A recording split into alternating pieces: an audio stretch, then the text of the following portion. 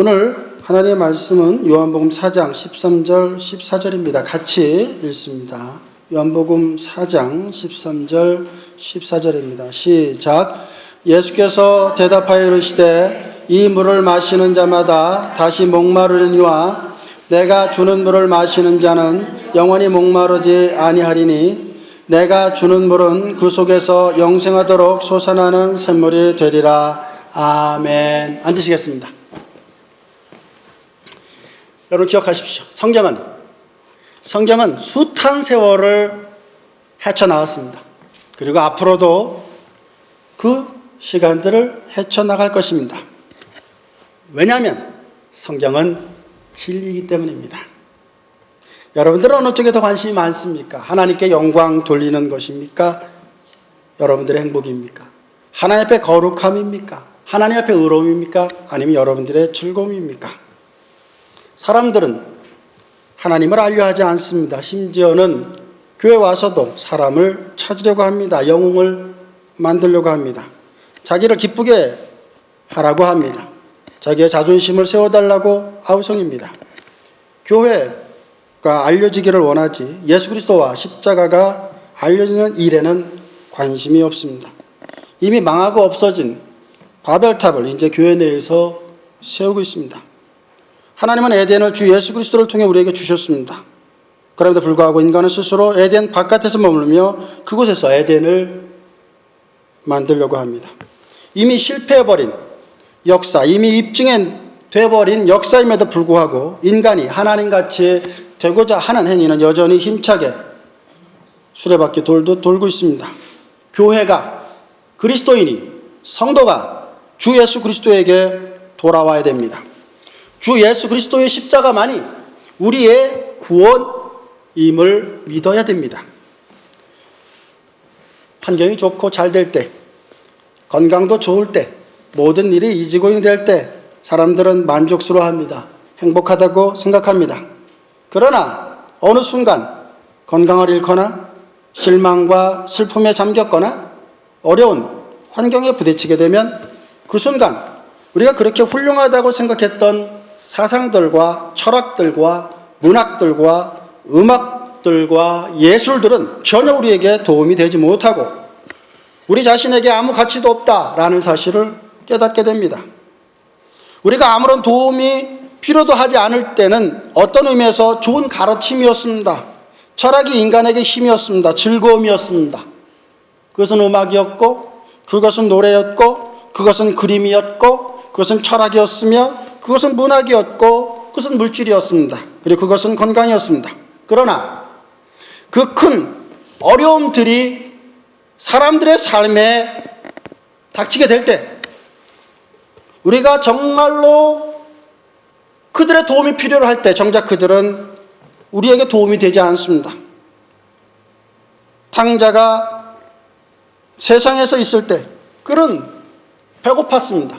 굶주렸습니다. 많은 사람들과 교제를 나눴을 때가 있었습니다. 그런데 정작 그가 필요할 때 누가복음 15장 16절 말씀에 보면 그에게 주는 자가 없었다라고 말합니다. 가룟 유다는 어떻습니까? 그가 잘못에 대하여 회개하고 그리고 제사장들에게 돌아가 자신의 잘못에 대해서 이야기했을 때 마태복음 27장 42절 말씀에 보면 그것이 우리에게 무슨 상관이냐? 내가 당하라 라고 말합니다. 이것이 세상의 철학입니다. 이것이 세상의 태도입니다. 이것이 매우 일반적인 경험입니다. 우리는 교육을 신뢰합니다. 사람들을 신뢰합니다. 그 무엇인가를 신뢰합니다. 그러나 우리에게 이들이 가장 필요하다고 생각되는 그 순간 이들은 사라져버립니다. 철저히 우리를 배신해버립니다. 상황이 좋을 때만 친구이지 어려움에 처할 때는 친구가 아닙니다. 자, 이런 상황에서 우리는 하나님의 말씀을 봅니다. 복음은 The Good News, The Gospel은 유한계알리온 좋은 소식은 과연 믿는 자에게 언제나 만족을 주느냐라는 질문에 도달할 수 있습니다. 주님은 말씀하십니다. 복음은 언제나 믿는 자에게 만족함을 준다고. 복음은 어떠한 상황과 조건 속에서도 만족함을 준다고 말씀하십니다. 우리의 삶은 긴장의 연속입니다. 시련과 환난을 피할 수 없는 세상에서 살아가고 있습니다. 우리 안에 모순이 가득합니다. 세상 사람들 사이에도 모순이 가득합니다. 그리고 사방에서 온갖 어려운 일들이 매일같이 일어납니다. 이런 모순을 외면하는 것은 어리석은 행동입니다. 세상은 이런 어리석은 짓을 합니다. 세상은 문제와 어려움을 직시하고 싶어 하지 않습니다. 세상은 말합니다. 캔세라세라, 먹고 마시고 즐기자라고 말합니다. 그 결과 일반 역사에서 뽑아본 통계를 보면 교육을 많이 받은 철학자들이 일반 사람들보다 자살하는 율이 높습니다. 세상에서 무엇인가 이루었다고 말하는 유명한 탤런트나 유명한 사람들이 일반 사람들에 비해서 자살률이 더 높습니다. Why? 그들의 삶이 증명합니다. 그들이 알고 있는 철학은 잘못된 것이라고. 그들이 그렇게 믿었던 돈과 그들이 그렇게 믿었던 명예와 그들이 그렇게 믿었던 건강은 믿을 만한 것이 못되다고 말합니다. 왜일까요? 왜 세상이 이 모양일까요? 세상에서 무언가 이루었다고 말하는 지식으로, 물질로, 권세로, 권력으로 유명세를 얻은 자들 또한 삶의 소망을 잃고 자살하는 이유는 무엇일까요? 세상을 떠나는 이유는 무엇일까요? 첫째로 그것은 하나님에 대한 인간의 반역이 그 원인입니다. 하나님과의 교제가 중단됐기 때문에 그런 일들이 있는 것입니다. 인간에게 있어서 가장 큰 하나님의 퍼니시먼은 바로 하나님의 떠나심입니다. 아담의 가장 큰 벌은 바로 하나님과의 교제가 단절되었다라는 것입니다. 둘째로 인간은 자신의 유한성을 인정하지 않습니다. 그러기에 인간의 삶에는 날마다 불일치와 불합리와 불경건이 있습니다. 유한한 존재인 인간이 무한한 하나님을 무시합니다. 셋째로 교만 때문입니다. 아담이 하와가 그랬던 것처럼 자신을 하나님처럼 놓고자 하는 것이 있습니다. 네 번째로 진리의 자리에 쾌락과 기쁨을 놓기 시작했기 때문입니다. 여러분, 하나님의 말씀을 쫓지 아니하고 쾌락과 기쁨을, 인간적인 플레저를, 하피니스를 쫓는 인생은 결국은 인생이 불행하다는 사실을 깨달을 수밖에 없습니다. 그것을 바라볼 수 있는 영안이 있기를 바랍니다. 그리고 여러분들은 이미 그것을 알고 있습니다. 단지 모르고 외면하고 싶어 할 뿐입니다. 다섯째로 사람들이 하나님 그분을 피할 수 있다고 생각하기 때문입니다. 그러나 하나님을 피할 수 있는 사람은 없습니다. 아담이 나무 뒤에 숨었다고 해도, 나무 사이에 숨었다고 해도, 그가 어디에 숨었다고 해도, 바다 깊은 곳에 있는다 할지라도 하나님의 눈을 피할 수는 없는 것입니다. 여섯째로 심판이 있다는 사실을 알지 못하기 때문입니다. 그러기에 인생에는, 이 세상에는 평강이 없는 것입니다. 성경은 우리에게 미래를 걱정하지 말라고 합니다. 그러면서도 성경은 미래를 생각하면서 일어날 법한 모든 사태까지 감안하는 인생관을 반드시 가지라고 말씀하십니다. 그래서 오늘은 그 말씀이 무엇인지를 함께 상고해 보려고 합니다. 여러분들의 중요한 질문을 한번 합니다. 복음은 주님 우리에게 값없이 주시는 이 생명은 모든 것이 우리를 거스리고 우리를 절망으로 몰아갈 때라도 여전히 우리를 만족하게 하는가에 대한 질문에 대한 답변입니다. 여러분들은 무엇이라고 답하겠습니까? 이것은 중요한 문제입니다. 진실로 사람의 노여움은 주를 찬송하게 될 것이라고 시편 76편 10절에 말하고 있습니다. 인간의 노여움, 결과가 무엇입니까? 세계 1차 전쟁, 세계 2차 전쟁, 6.25 전쟁, 수없이 많은 전쟁들이 이 땅에 있습니다. 그런 전쟁으로 말미암아 결국 주를 찬송하게 될 것이다. 결국 하나님께 돌아오고 말 것이라는 그 결과를 우리는 인생을 통해서 배우게 됩니다. 인간의 전쟁은, 인간의 악은, 인간의 패악함은 결국 하나님이 인간에게 하신 말씀 그것만이 참이라는 사실을 깨닫게 합니다. 인간은 모두 죄인입니다. 인간에게는 조그만 가능성마저도 없습니다. 오직 구원은 하나님께로만 나는 것입니다. 사람들이 삶의 모든 부분에서 안절부절 못하고 행복하지 못한 이유가 무엇입니까? 그것은 하나님과 인간이 서로 원수가 되었기 때문입니다. 본래 그분과 누렸던 화평과 화목이 깨졌기 때문입니다. 이들이 다른 사람들뿐만 아니라 자신과도 바른 관계를 가지 못하는 이유는 무엇입니까? 자신과의 사이에서도 스스로 자신과도 화목하지 못한 이유는 무엇입니까? 그것은 하나님과 관계가 회복되지 않았기 때문입니다. 인간의 가장 큰 비극 중에 하나는 사랑한다고 말하면서도 서로 믿지 못하는 것입니다. 삶의 저주는 사람과 사람 사이에 서로 사이좋게 지내지 못한다라는 것입니다. 왜냐하면 인간이 범죄했기 때문입니다. 성경은 이렇게 말씀하십니다. 하나님의 약속은 얼마든지 그리스도 안에서 예가 되니 그런즉 그로 말미암아 우리가 아멘하여 하나님께 영광을 돌리게 되느니라. 고린도후서 1장 20절 말씀입니다. 여러분, 인생의 답은 어디에 있습니까? 오직 예수 그리스도, in Christ, in Christos, 오직 그리스도 안에만 있습니다. 그분만이 예스가 될 수 있습니다. 그분만이 아멘이 될 수 있습니다. 그분만이 우리 인생의 답입니다. 그분만이 우리에게 영원한 생수를 허락해 주십니다. 그분 안에만 만족이 있습니다. 그러므로 우리를 영원히 사랑하시는 하나님만을 바라보시는 그리스도인이 되시기를, 여러분들이 되시기를 주의 이름으로 축원합니다. 성령님은 우리를 항상 추적하십니다. 하나님은 한 번도 우리를 내버려 두시지 않습니다. 왜냐하면 하나님은 우리를 눈동자와 같이 사랑하시고 보호하시기 때문입니다. 그래서 요한복음 3장 16절 말씀처럼 하나님이 세상을, 예수 그리스도를 우리의 죄를 위해서 요한복음 2장 19절 말씀처럼 세상 죄를 지고 가는 하나님의 어린 양으로서 우리의 모든 죄악들을 도말하시기 위해서 예수 그리스도 그분께서 십자가 달려 죽으심으로 하나님의 사랑을 우리에게 확증해 주셨습니다. 그러게 하나님께로 난 자 절대로 계속해서 죄를 짓지 않습니다. 왜냐하면 믿는 자 그 안에 하나님의 생명의 씨, 말씀의 씨, 중생의 씨, 칭의의 씨, 영화의 씨 있기 때문입니다. 우리 안에 있는 능력이 우리로 하여금 그리스도인의 삶을 살지 않고는 절대로 배기지 못하도록 하나님의 성령이 우리를 푸시하실 것입니다. 하나님의 성령이 우리를 터치하실 것입니다. 그 하나님의 성령과 날마다 동행하시는, 말씀과 날마다 동행하시는 여러분들 되시기를 바랍니다. 예수 그리스도의 생수를 마시는 자들에게는 세상이 줄 수 없는 기쁨을 줍니다. 그러나 세상이 주는 생수는 어떻습니까? 세상이 주는 물은 어떻습니까? 주님이 말씀하십니다. 이 물을 마시는 자마다 다시 목마르리니와. 여러분, 음악을 추구하지만 그 음악이 여러분들을 구원해 주지 못합니다. 여러분, 그림을, 예수를 추구하지만 그 그림이 우리를 구원하지 못합니다. 우리가 물질을 추구하지만 그 물질이 우리를 구원하지 못합니다. 우리가 건강을 추구하지만 그 건강이, 우리가 명예를 추구하지만 그 명예가, 우리가 우리의 재물을 추구하지만 그 재물이 우리를 구원하지 못합니다. 왜냐하면 우리의 속에는 오직 하나님만이, 오직 예수님만이, 오직 성령님만이 만족할 수 있는 그 영혼을 채워야만 만족한 그 영원히 샘이 우리에게 있기 때문입니다. 신약이 의미하는 기쁨은 우리가 그 기쁨 그 자체를 목적으로 삼아서 추구해서는 안 된다는 것입니다.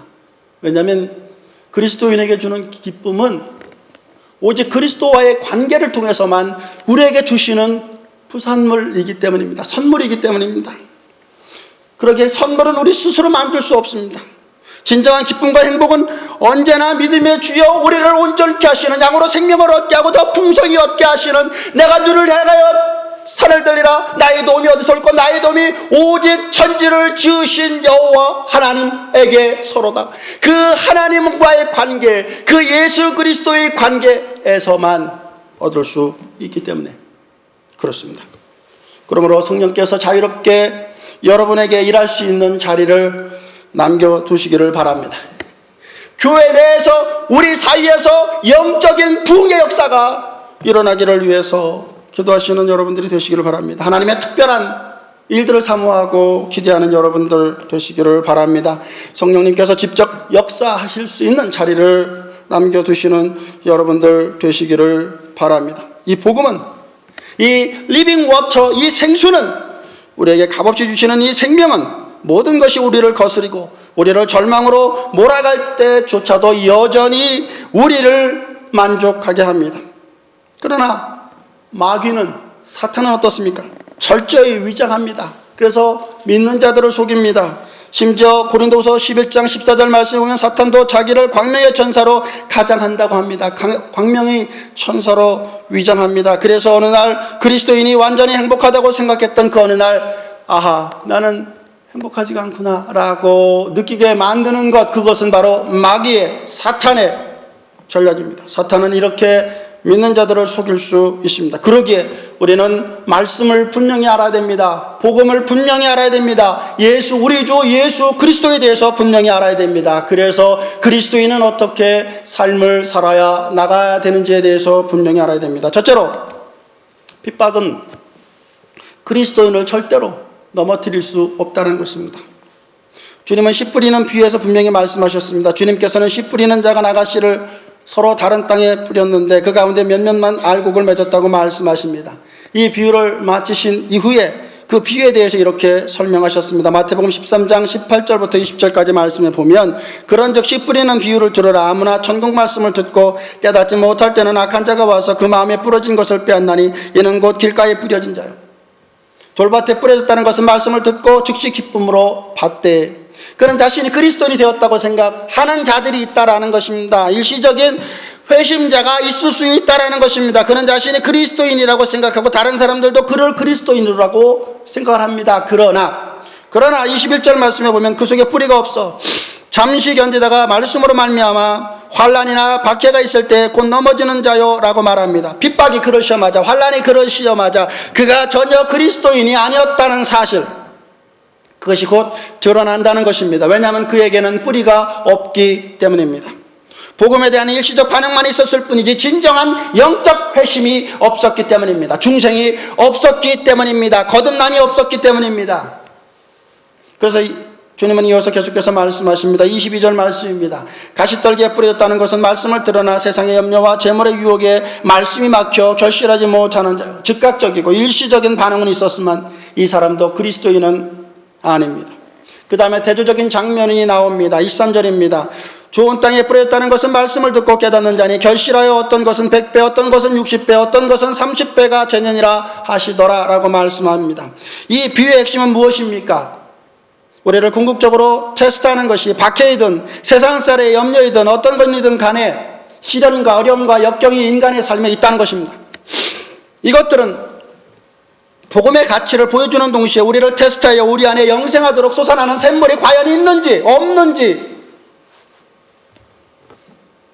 우리가 단지 복음의 일시적이고 비상적인 반응을 보였는지 아니면 진실한 그리스도인인지를 분명하게 확인시켜 주는 것이다라는 것입니다. 그러므로 이것이 모든 면에서 가장 중요한 문제입니다. 신약의 매우 중요한 가르침입니다. 주님은 이 문제를 다루면서 복음은 절대로 실패하지 않는다고 말씀하십니다. 주님의 사람은 어떤 상황에도 결실을 맺는다고 말씀하십니다. 30배, 60배, 100배의 결실을 맺는다고 말씀하십니다. Why? 주님의 생수는 결단코 마르지 않기 때문입니다. 영원토록 솟아나는 샘물이 되기 때문에 그렇습니다. 결론적으로 핍박에 대해 주님은 이렇게 말씀하십니다. 마태복음 5장 11절 12절 말씀에 보면 나로 말미암아 너희를 욕하고 박해하고 거짓으로 너희를 거슬러 모든 악한 말을 할 때에는 너희에게 복이 있나니 기뻐하고 즐거워하라. 하늘에서 너희의 상이 큼이라. 너희 전에 있던 선지자들도 이같이 박해하였느니라 라고 말합니다. 그리스도인은 핍박에 실족하거나 넘어져 자신에게 뿌리가 전혀 없었음을 증명하는 일이 절대로 없다라는 것입니다. 오히려 그리스도인은 핍박 가운데 기뻐한다는 것입니다. 이것이 주님의 가르침입니다. 하늘에서 우리의 상이 크다는 사실을 우리가 알기에 예수 그리스도를 믿는 자에게 따르는 박해에 대해서 당당합니다. 요한복음 16장 33절 말씀에 보면 이것을 너희에게 이르는 것은 너희로 내 안에서 평안을 누리게 하려 함이라. 세상에서는 너희가 환난을 당하나 담대하라. 내가 세상을 이겼노라. 주님은 자신을 따르는 자들에게 어려움이 있을 것이라고 예상하시고 말씀해 주셨습니다. 마태복음 10장 25절 말씀에 보면 집 주인을 바알세불이라 하였거든 하물며 그 집 사람들이라. 예수에 대해서 바알세불이다, 바알세알이다, 바알세불이라고 이야기한 그 자들이 어찌 너희들에게는 나보다 더 심한 말을 하지 않겠느냐라고 주님 말씀하시는 것입니다. 주님은 세상이 우리를 대적할 것이라고 경고하셨습니다. 세상은 언제나 진정한 그리스도인을 대적합니다. 요한복음 15장 18절 말씀에 보면 세상이 너희를 미워하면 너희보다 먼저 나를 미워하는 줄 알라고 말합니다. 하나님을 미워하는 자, 우리 주 예수 그리스도를 미워하는 자, 그들은 그리스도인을 미워합니다. 그것을 알기에 핍박이 올 때 올 것이 왔구나, 당연히 와야 되는 것이 왔구나 라고 생각하며 자신의 삶에 예수 그리스도의 스타그마타, 흔적이 있음을 오히려 기뻐하는 자들이 됩니다. 둘째로 주님은 환난을 기쁘게 받으라고 말씀하십니다. 사도 바울은 교회를 순회하면서 그리스도인들에게 사도행전 14장 21절에 우리가 하나님의 나라에 들어가려면 환난을 받는데 많은 환난을 받아야 될 것이라고 말합니다. 그리고 빌립보서에서도 분명히 빌립보서 1장 29절 말씀에 그리스도를 위하여 너희에게 은혜를 주신 것은 다만 그를 믿을 뿐 아니라 또한 그를 위하여 고난도 받게 하려 함이라고 말씀하셨습니다. 고난이 없습니까? 여러분들은 그리스도인이 아닐 수 있습니다. 고난이 있습니까? 믿기에 고난이 있는 것입니다. 그리고 동일한 말씀을 야고보서 1장 2절 말씀에 내 형제들아 너희가 여러 가지 시험을 당하거든 온전히 기쁘게 여기라고 말씀하시고 있습니다. 여기서 말하는 시험은 출혈입니다. 시련이에요. 많은 시련이 있을 것이다라는 것입니다.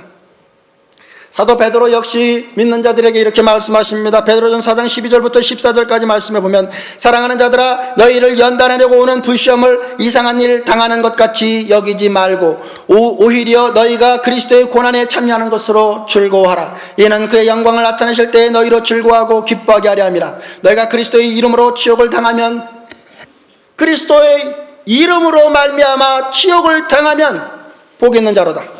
영광의 영 곧 하나님의 영이 너희 위에 계심이라. 하나님의 천사가 여러분들을 날마다 지키고 순간마다 지키심을 아시기를 바랍니다. 하나님의 집에서 심판을 시작할 때가 되었나니 만일 우리에게 먼저 하면 하나님의 복음을 순종하지 아니하는 자들의 그 마지막은 어떠하겠느냐라고 말합니다. 그러므로 성경의 가르침은 분명합니다.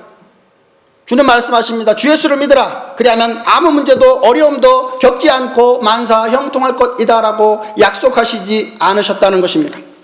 성경은 오히려 그 반대로 말씀하십니다. 성경은 우리가 주님의 제자가 되면 세상에 전혀 예상하지 못했던 환난과 핍박이 믿는 자에게 있을 것이다라고 말합니다. 사도행전 5장 41절 말씀에도 사도들은 그 이름을 위하여 능력받는 일에 합당한 자로 여기심을 기뻐하였다라고 말하고 있습니다. 여러분 그리스도를 위하여 당하는 고난은 성경에 많이 나옵니다. 그 중에 사도행전 12장 말씀에 보면 주의 종 야고보가 체포되어 순교되고 난 다음에 이제 베드로 차례였습니다. 무교절입니다. 무교절 7일 동안에는 사용하지는 않습니다. 무교절 마지막 날이 되었습니다. 이제 다음 날이 되면은 이제 바리새인은 사두개인은 제사장은 종교 리더자들은 베드로를 십자가에 못 박아 죽을 것입니다. 그런데 사도행전 15장 5절 말씀과 6절 말씀에 보면 이에 베드로는 옥에 갇혔고 교회는 그를 위하여 간절히 하나님께 기도하더라. 헤롯이 잡아내려고 하는 그 전날 밤에 베드로가 두 군인 틈에서 두 쇠사슬에 매여 누워 자는데 딥플리 잤다는 것입니다. 그냥 선잠을 자는 것이 아니라 천사가 발로 쳐 깨울 정도로 깊이 잤다라는 것입니다. 여러분 상황이 얼마나 심각합니까? 주의 선지자들이 죽어가고 있습니다. 야고보가 죽었습니다. 스데반 집사가 죽었습니다. 이제 자신의 차례입니다. 여러분 일반적인 사람이라면 두려워 떨 것입니다. 무서워할 것입니다. 이 밤이 지나면 이제 내일은 나는 이 땅에 더 이상 있지 않구나. 여러분 십자가를 생각해 보십시오. 얼마나 두렵겠습니까? 얼마나 무섭겠습니까? 그게 즐거움입니까? 그게 기쁨입니까? 그게 감사입니까? 그렇지 않잖아요. 육체적으로 볼 때는 얼마나 두려운 마음이 있습니까? 그런데 인간의 생각은 그러했는데 하나님의 생각, 그리스도인의 생각, 사도 베드로의 생각은 그렇지 않았다는 것입니다. 오히려 그 환난을 기뻐하고 오히려 그 환난을 즐거워했다는 것입니다. 나는 십자가를 바로 지는 것이 아니라 십자가를 거꾸로 지겠다고 고백할 정도로 한 사람이 베드로입니다. 왜? 예수 그리스도로 말미암아 구원받았기에. 예수 그리스도로 말미암아 구원받았기에. 그러게 나는 나에게 구원을 주신, 나에게 영원한 생명을 주신 그 예수님처럼 십자가를 바로 지지 못하고, 바로 지지 않고, 그 예수 그리스도의 영광을 기뻐하고, 예수 그리스도의 영광을 찬양하며, 예수 그리스도의 영광으로 인해 감격함으로 나는 거꾸로 십자가를 지겠다라고 말한 사람이 베드로입니다. 그 베드로, 자기가 죽음을 앞둔 그 전날 밤 어떻게 합니까? 그는 깊이 잠이 들었다라고 말합니다. 이것이 복음입니다.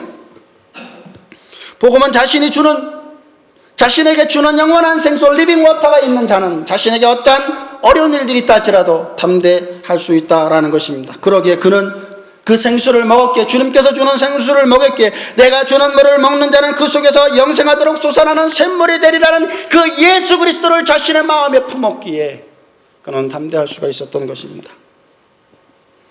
사도행전 16장에 보면은 감동스러운 스토리가 나옵니다. 바로 바울과 실라 이야기입니다. 바울과 실라가 빌립보에서 심하게 학대를 당했습니다. 채찍을 맞았습니다. 두 발에 착고가 차인 채 깊은 감옥에 갇혔습니다. 사방은 캄캄합니다. 그날 밤 어떤 일이 있었습니까? 사도행전 16장 25절 말씀에 보면 한밤중에 바울과 실라가 빌립보 감옥에서 뭘 했습니까? 하나님을 찬양했습니다. 예수님을 찬양했습니다. 오직 나의 자랑할 것은 우리 주 예수 그리스도의 십자가 밖에 없음을 고백한 것이 사도 바울입니다. 베드로입니다. 주의 종들입니다.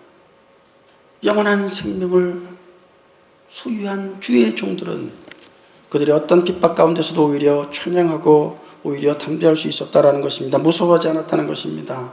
불평하지 않았다는 것입니다. 착고가 채워졌다 하더라도 그것에 대해서 투덜거리지 않았다라는 것입니다. 여러분, 그들의 육체는, 베드로의 육체는, 바울의 육체는, 신라의 육체는, 스데반의 육체는 채웠을지 몰라도 그들의 영혼만큼은 채울 수가 없는 것입니다. 세상이 아무리 우리를 옥죄한다 할지라도 우리 속에 있는 영원히 솟아나는 그 생수만큼은 막을 자가 아무도 없는 것 아시는 여러분들 되시기를 바랍니다. 자, 그러면 넉넉히 이긴다라는 뜻이 무엇입니까? 그것은 무엇을 의미합니까? 주님께서 우리가 넘어지거나 흔들리지 않고 어려움과 환난과 시련을 이기도록 하겠다라고 약속하신 것입니다.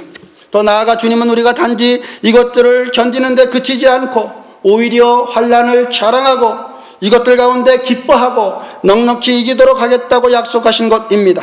우리가 아주 가까스럽게 그것을 이겨나가는 것이 아니라 넉넉히 차고 흔들어 넘치도록 그런 은혜를 하나님께서 우리에게 주신다는 것입니다. 이것이 복음의 가장 놀랍고 영광스러운 부분입니다. 바로 이 부분에서 복음이 다른 종교와는 토탈리 디퍼런트한 겁니다. 주님의 말씀만이 맞습니다. 내가 주는 물을 마시는 자는 영원히 목마르지 아니하리라고 말씀하고 있습니다. 요한복음 4장 14절 말씀에 보면 내가 주는 물을 마시는 자는 영원히 목마르지 아니하니니 내가 주는 물은 그 속에서 영생하도록 솟아나는 샘물이 되리라고 말씀하십니다. 여러분, 세상 사람들을 보십시오. 최고의 경지에 올랐다는 사람들을 보십시오. 지식으로, 또 음악으로, 또 그림으로, 또 무엇이든지 물질로, 명예로, 권력으로 그들의 마지막 무엇이라고 고백합니까? 내가 죽음을 앞두고 하나님과 사랑 앞에 서니 나는 큰 죄인이라고 고백하는 성철 스님과 같은 그런 고백밖에는 없는 것입니다. 그래서 요한복음 4장 13절 말씀에 보면 세상이 주는 물을 마시는 자는 다시 목마를 것이다 라고 말합니다. 세상이 주는 물은 사람의 영혼을 채우지 못합니다. 충만하게 하지 못합니다. 그것은 역사가 증명하고 있습니다. 철학자들의 자살률이 일반인보다 높습니다. 세상에서 유명하다고 말했던 인정받는 사람들의 자살률이 일반인보다 높습니다. 왜 그럴까요? 그 어떤 명예도, 그 어떤 권력도, 그 어떤 즐거움도, 그 어떤 쾌락도, 그 어떤 인간에 대한 드러냄도 그들의 진정한 영혼만큼은 채우지 못한다는 것을 그들이 거짓말하지 못하기 때문입니다. 그들의 영원한 갈증을 해결하지 못하기 때문입니다. 교육도, 철학도, 종교도, 물질도, 쾌락도 인간의 영혼을 채울 수 없습니다. 오히려 더 갈증만 나게 합니다. 바닷물이 많지만 먹으면 먹을수록 갈증이 심한 것과 같습니다. 인간은 절대로 자신의 행위로 만족하지 못합니다. 오히려 더 갈증만을 느낍니다. 그러나 복음은 다릅니다. 복음은 종교가 아닙니다. 기독교는 종교가 아닙니다. 기독교는 하나님과의 관계고 기독교는 생명입니다. 여기는 넘치는 기쁨이 있고 승리가 있습니다. 세상에 존재하는 한 절대로 목마르지 않은 사람들 누굽니까? 그리스도인들입니다. 이들은 기쁨과 승리와 한의의 영으로 가득합니다. 주님이 주시는 물이 어떤 물이기에 우리로 하여금 이렇게 넉넉히 이기게 할까요? 고린도서 4장 7절 말씀에 보면 그것이 답입니다. 사도 바울이 이렇게 고백합니다. 고린도서 4장 7절 말씀에 우리가 이 보배를 질그릇에 가졌으니 이는 심히 큰 능력이 하나님께 있고 우리에게 있지 아니함을 알게 하려 함이라. 하나님의 그 크신 능력을 알기에 우리는 두렵지 않는다는 것입니다. 그래서 이 일에 사도 바울은 증인임을 고백합니다. 고린도후서 4장 8절부터 10절까지 말씀해 보면 우리가 사방으로 우겨쌈을 당하여도 쌓이지 아니하며 답답한 일을 당하여도 낙심하지 아니하고 박해를 받아도 버림받지 아니하며 거꾸로 트림을 당하여도 망하지 아니하고 우리가 항상 예수의 죽음을 몸에 짊어짐은 예수의 생명이 또한 우리 몸에 나타나게 하려 함이라 라고 말합니다. 그러면서 그는 계속 고백합니다. 16절부터 18절까지 말씀해 보면 그러므로 우리가 낙심하지 아니하나니 우리의 겉사람은 낡아지나 우리의 속사람은 날로 새롭도다. 우리가 잠시 받는 환난에 경한 것이 지극히 크고 영원한 영광에 중한 것을 우리에게 이루게 함이니 우리가 주목하는 것은 보이는 것이 아니요 보이지 않는 것이니 보이는 것은 잠깐이요 보이지 않는 것은 영원한 것이라고 고백하고 있습니다. 사도 바울은 로마서 8장에 그러나 이 모든 일에 우리가 사랑하는 이로 말미암아 우리가 넉넉히 이기느니라고 말씀하십니다. 내가 확신하노니 사망이나 생명이나 천사들이나 권세자들이나 현재일이나 장래일이나 능력이나 높음이나 기쁨이나 다른 어떤 피조물이라도 우리를 우리 주 예수 그리스도 안에 있는 하나님의 사랑에서 끊을 수 없다고 고백합니다. 바울은 복음으로 인해 자신에게 일어난 모든 일에도 불구하고 자신은 넉넉히 이긴다고 고백합니다. 이런 기독교의 인생관이 그 안에 있는 예수 그리스도께서 주시는 그 영원한 생수, 그것으로 인하여 세상 사람들의 시각과는 다른 시각으로 보게 합니다. 왜 그렇습니까? 왜 그리스도인은 다른 사람과 다릅니까? 고린도후서 5장 17절에 보면 그런즉 누구든지 그리스도 안에 있으면 새로운 피조물이라 이전 것은 지나갔으니 새 것이 되었도다. 새 피조물이 되었고 새 생명이 되었으니 우리는 다르게 볼 수밖에 없는 것입니다. 이 말은 사실입니다. 그리스도인이 비그리스도인들과 다른 방식으로 세상을 봅니다. 자신의 삶에 일어난 일들에 대한 영적인 통찰력을 가지게 됩니다. 고린도후서 4장 8절부터 12절까지 말씀해 보면 우리가 사방으로 우겨쌈을 당하여도 쌓이지 아니하고 답답한 일을 당하여도 낙심하지 아니하고 박해를 받아도 버림받지 아니하고 거꾸리팀을 당하여도 망하지 아니하고 우리가 항상 예수 그리스도의 죽음을 몸에 짊어짐은 예수의 생명이 또한 우리 몸에 나타나게 하려 함이라. 우리 살아있는 자가 항상 예수를 위하여 죽음에 넘겨짐은 예수의 생명이 또한 우리 죽을 육체에 나타나게 하려 함이라. 그런즉 사망은 우리 안에 역사하고 생명은 예수 그리스도께서 주시는 영원한 생명은 너희 안에 그리스도 안에 역사한다고 말씀하시고 있습니다. 그러기에 그리스도인들이 생각하는 경험하는 그 환난은 세상 사람들이 생각하는 그 환난과 다르게 이해하는 것입니다. 고린도후서 4장 17절 말씀에 다시 봅니다. 우리가 잠시 받는 환난에 경한 것이, 여러분 사도 바울은 절대로 환난을 경하게 받지 않았습니다. 약하게 받지 않았습니다. 40에 하나 감한매를 5번 맞았습니다. 7번을 대장으로 맞았습니다. 일자를 흑암 가운데 있었습니다. 강도 위험과 도적의 위험과 이방인의 위험을 경험했습니다. 도시의 위험을 경험했습니다. 그런데 그가 무엇이라고 말합니까? 영원한 영광에 중한 것을 우리에게 이루게 하려 함이라 라고 말합니다. 바울은 우리가 받는 환난이 약한 것이라고 말합니다. 왜냐하면 사도 바울은 하나님 나라를 바라보았기 때문입니다. 여러분, 사도 바울은 다메섹에서 부활하신 예수 그리스도를 만나고 난 이후에 그의 삶은 완전히 바뀌었습니다. 예수 그리스도, 부활하신 예수 그리스도, 다메섹에서 만나신, 다메섹으로 가는 그 길에서 만난 그 부활하신 예수 그리스도, 그분을 만나기 전에는 그는 자고했습니다. 그는 그 지식을 의지했습니다. 그는 그의 신앙을 의지했습니다. 그는 유대교가 자기를 구원해 줄 것이라고 생각했습니다. 그래서 자신을 무시하는 사람 보면 가만두지 않았습니다. 자신의 생각과 틀린 사람은 죽여야만 속이 시원한 사람이었습니다. 그러나 그가 부활하신 예수 그리스도를 만나고 난 이후에 그는 이렇게 고백합니다. 나는 모든 믿는 자들 중에 가장 작은 자입니다. 나는 모든 사도들 중에 가장 작은 자입니다. 나는 교수 중에 가장 작은 자입니다. 라고 고백합니다. 그러면서 그는 말합니다. 나는 내가 받은 그 어떤 것 하나도 사실은 받을 자격이 없는 자입니다. 그러게 나한테 주어지는 이 모든 것들이 때에 따라 힘들고 어렵고, 때에 따라 가난하고, 때에 따라 감옥에 갇히기도 하고, 때에 따라 사람들에게 멸시와 천대를 당하기도 하고, 사람들에게 말씀을 증거할 때 저쪽에 사람이 일어나가지고 도대체 네가 말하는 것이 무엇인지 못 알아듣겠다 라고 하는 조롱소리를 들었다 할지라도 사도 바울은 두려워하지 않았습니다. 무서워하지 않았습니다. 염려하지 않았습니다. 왜냐하면 이 땅의 삶은 잠깐이고 그에게는 영원한 나라가 있음을 알기 때문입니다. 여러분, 이 땅에서 삶은 잠깐입니다. 여러분들이 살아온 인생을 되돌아보십시오. 어떤 분은 50분, 50년, 어떤 분은 60년, 어떤 분은 70년, 어떤 분은 그 이상을 사셨을 것입니다. 그러나 그 인생이 80년을 살았다 할지라도 그 어르신에게 물어보십시오. 인생이 정말로 길게 느껴지십니까? 라고 말한다면 아닙니다. 인생은 마치 여름에 잠깐 낮잠을 자고 일어났을 때 그 느낌처럼 아주 짧다라는 것이 내 생각입니다. 라고 고백할 것입니다. 여러분들도 마찬가지 아닙니까? 이 짧은 인생, 여러분 여기에 무엇에 목숨을 겁니까? 여기에 무엇에 이 인생이 무엇이라고 여기에 여러분들의 영혼을 투자하려고 합니까? 그러지 마십시오. 지혜로운 자 그리스도인은 영원한 삶을 위해서, 하나님의 나라를 위해서 이 짧은 인생을 하나님께 드리는 것입니다. 그럴 때 우리는 영원한 삶을 소유하게 됩니다. 여러분, 무엇을 통해서 인생을 지탱합니까? 무엇을 의지하십니까? 무엇을 의지합니까? 여러분들의 삶의 동기가 무엇입니까? 우리의 삶에 가장 필요한 것이 무엇이라고 여러분들은 생각하십니까? 영혼의 가장 궁극적인 안식입니다. 최종적인 평안과 고요와 확신입니다. 일어나고 있거나 일어날지 모르는 일에 자신과 주님의 관계 때문에 자신이 정확히 어디에 있는지 알고 흔들리지 않는 그런 믿음의 소유자입니다. 이것이 우리에게 근본적인 필요입니다. 세상이 나를 어떻게 하든 설령 나를 죽인다고 할지라도 그게 어쨌단 말입니까? 중요한 것은 영혼입니다. 우리의 영혼입니다. 영혼이 궁극적으로 삶의 문제를 초월해버립니다. 영원한 생명은 이 땅에서 한계적인 유한한 인생을 초월합니다. 사람들이 낙심하고 좌절하는 이유는 모든 것을 끈질기게 시간의 관점에서 생각하기 때문입니다. 그런데 그 시간이 무엇입니까?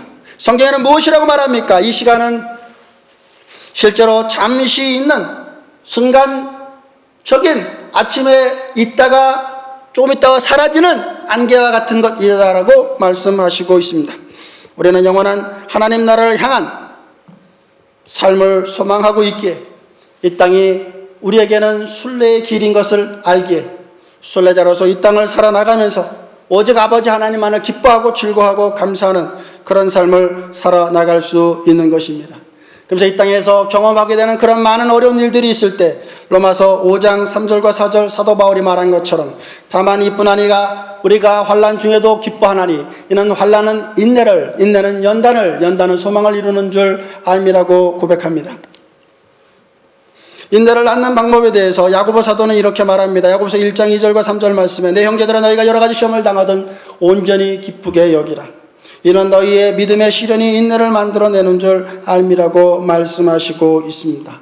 다시 사도 바울은 로마서 5장 1절부터 4절까지 말씀해 보면 그러므로 우리가 믿음으로 의롭다 하심을 받았으니 우리 주 예수 그리스도로 말미암아 하나님과 화평을 누리자. 또한 그로 말미암아 우리가 믿음으로 서 있는 이 은혜에 들어감을 얻었으며 하나님의 영광을 바라고 즐거워하느니라.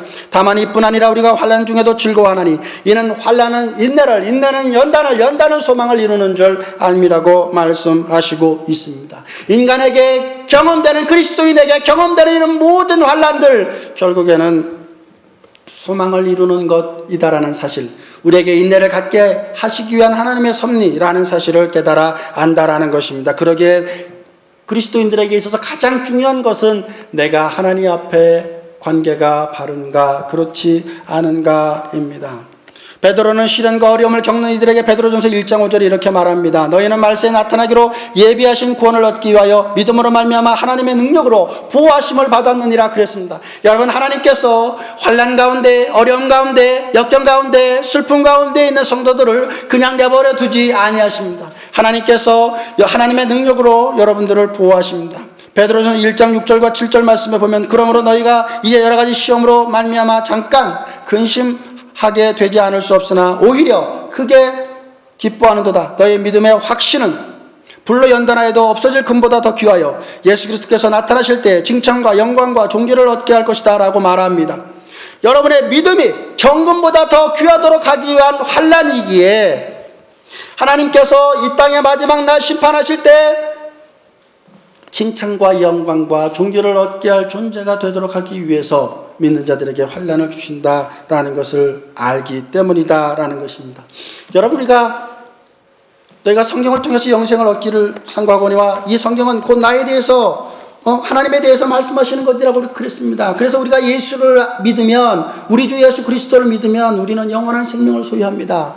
그러나 우리의 영혼은 죽지 않습니다. 우리의 영혼은 영원히 삽니다. 그러니까 여러분들이 이미 영원한 존재입니다. 그러나 우리의 육체, 소만은 죽음을 한번 경험합니다. 그러나 우리는 압니다. 이 육체가 하나님 나라에 가게 됐을 때 영화스러운 모습으로 변화될 것을 말입니다. 그러나 이 땅에서 우리의 육체는 여전히 약하기에, 여전히 환난과 어려움과 역경에 센시티브하게 반응할 수 있다라는 것입니다. 그러나 그것을 아는 백성들이기에 어려운 일들을 통해서, 환난을 통해서 하나님께서 나한테 정금처럼 나오게 하기 위한 것이다라는 사실을 깨닫게 된다라는 것입니다. 왜요? 예수님께서 말씀하시기를 내가 너를 위하여 너의 거처를 예비하러 갈 것이라고 말씀하셨기 때문입니다. 그 영원한 하나님의 나라를 소망하고 있기에 이 땅에서 우리가 경험되는 그 어려운 일들을 극복할 수 있는 그리스도인이 될 수 있다라는 것입니다.